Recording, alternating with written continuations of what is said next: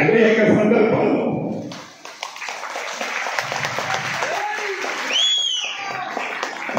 సందర్భాల్లో కన్నీరు నా కార్యకర్తలు నా నాయకులు పెట్టుకున్నప్పుడు వారి ముందు నేను బాధపడితే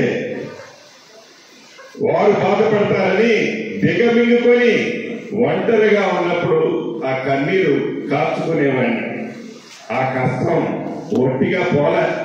ఇది మీకు ఎందుకు చెప్తున్నానంటే ప్రతి కష్టం వెనక సుఖం ఉంటది, ప్రతి సుఖం వెనక కష్టం ఉంటది. పుడతా ఎవడు లక్షాధికారి కాడు, పుడతా పదవులతో ఏ ఒక్కడు పుట్టడు. మనం నడిచే నడక, మన ప్రవర్తన, మన మంచితనం ఎప్పటికీ మనకి శ్రీరామ లక్ష్యలాగా ఉంటాయి. దాన్ని మీరందరూ మనసులో పెట్టుకొని కష్టం వచ్చినప్పుడు దిగమిగుకుందాం, సుఖం వచ్చినప్పుడు ఈ రోజు నేను రాష్ట్రంలో ఒక ప్రధానమైన మంత్రిలో చాలా ఉన్నతమైన స్థానంలో ఉన్నా.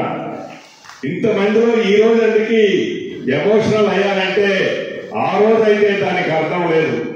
ఈ రోజైతే ఆ ఎమోషనల్ కి అర్థమేంటో మీరు అందరూ గ్రహిస్తారని ఇక్కడ అయ్యా. ఆ రోజు నేను బాధపడితే నా ఎమ్మటున్న లక్షలాది మంది అభిమానులు భీమవరం అవుతారు.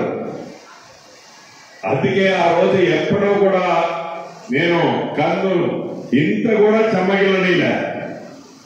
ఈరోజు ఇందాక అన్నట్లు ఇదే అధికారులు అనేక మంది నన్ను నమ్ముకున్న వాళ్ళని ఇబ్బంది పెట్టారు. అక్కడ దాకా ఎందుకు, ఇదే కిరణ్ తమ్ముడు సత్తుపల్లిలో మిత్రులతో ఏదో నిరుద్యోగ యువతతో ఒక మంచి మీటింగ్ పెడితే ఆ మీటింగ్ లో ఆనాడున్న అధికారులు వాళ్లే ఇప్పుడున్నారు. తన మీద అనేకమైన కేసులు బుక్ చేశారు. అంటే బిక్కు అనుకుంటే నా ఎమ్మడి తిరిగే కార్యకర్తలు అభిమానులు కూడా ఆనాడు గడిపారు.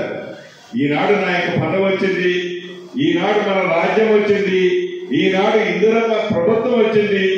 ఇందిరమ్మ ప్రభుత్వంలో స్వేచ్ఛమైన గాలి పీల్చుకుంటున్నాం. స్వేచ్ఛగా మనందరం, అరాచకత్వం ఉండదు, మనసులను నొప్పించేది ఉండదు, మంచి పరిపాలన, స్వేచ్ఛ.